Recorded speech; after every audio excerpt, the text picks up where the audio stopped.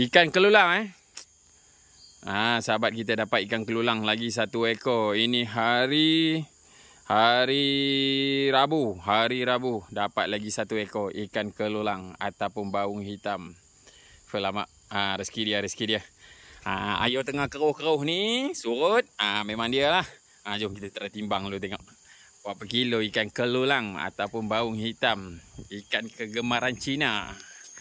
Sekejap timbang dulu.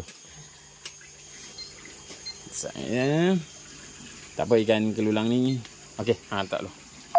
Nak tahu berapa kilo je. Berapa kilo? 3 kilo 350 3 kilo 350. Meh, kita angkat Jom kita bagi duduk dulu. Masuk dalam ni dulu. Bagi duduk dulu. Nanti kita adjust lain. Kalau dapat ikan kelulang apa semua, kalau awak tak ada ke, timbang dulu. Tangkap gambar, tu letak je dalam ni. Tapi kalau ikan bersisik jangan letak dalam ni. Ikan bersisik dalam ni. Okey, mantap.